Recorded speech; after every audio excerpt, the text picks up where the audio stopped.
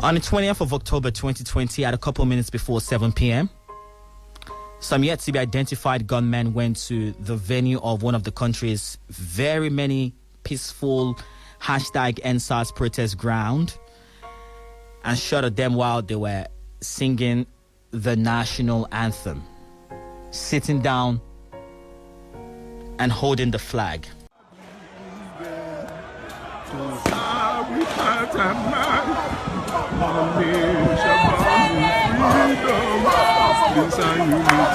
Yeah, that was from Lekki.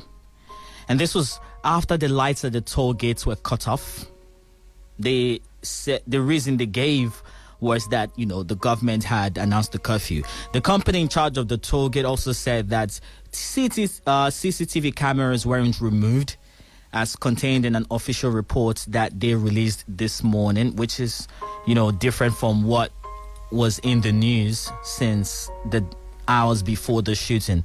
And I say yet to be identified gunmen because the Nigerian army says they were not involved in that. And elsewhere, the governor of Lagos State in a state broadcast said the army did go there, but shot into the air. So which arm of the government is telling the truth?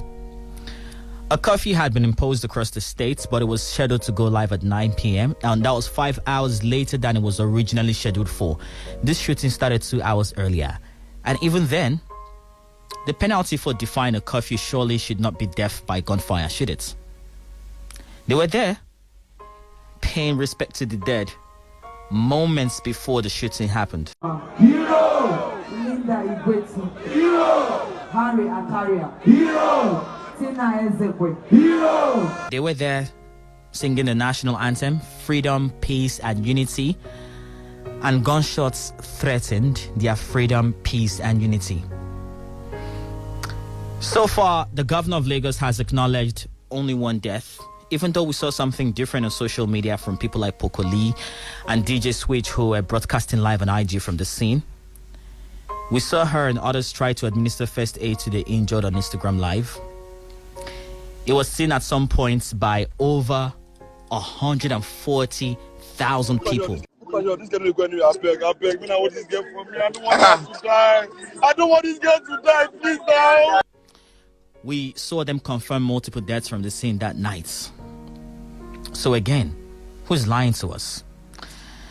Things have since then gone out of control with pockets of violence here and there around the country. More people have died and businesses looted, if not completely burnt to the ground right after. It's worth remembering here that we got here because young Nigerians dared to ask to leave. Young Nigerians were tired of the police profiling and harassment, kidnapping, extortion, rape, and many other first-hand stories that we've heard. And they were met with even more police brutality. I happen to have been a recipient of that here in Abuja. I was hit by a tear gas canister while I was out at the protest ground. And now I have an injury on my leg. And so I don't want to embarrass my government by speaking out of turn, but I will be asking them a few questions that we all need answers to, because as a broadcaster and, the fourth arm of the realm, we got to ask these questions, right? So I will be asking a few questions that we all need answers to. If the Nigerian army didn't shoot at the protesters, who then did? And how come over 24 hours later and not one security chief has lost their job over incompetence? Seeing as random gun-wielding individuals can just shoot at Nigerians and disappear into thin air. Who ordered the lights to go off at the toll gate that night? Or was it just coincidence? For the governor of Lagos State, Jide Sanwo-Olu, who said it was the army that shot into the air to repel protesters, why were they there in the first place? Why did the military go there with live ammunition? What happened to rubber bullets, water cannons, tear gas? And I can't even believe I'm asking for tear gas at this point, because all they were really doing was protesting. An act protected by the Constitution of the Federal Republic of Nigeria. You could have just let them be while doing the work to meet their demands, because all they really wanted to see was action. The vice president tweeted at about 11 p.m. last night, consoling loved ones of those who had lost lives, but that's not enough, is it? That's not enough. Not a single mention of the person who ordered the shooting or who was even responsible for the shooting, since we can't exactly place it on anybody. As a citizen, I am embarrassed. And as a human, I'm in pains. I couldn't bring myself to do the show yesterday because I couldn't find the words to say.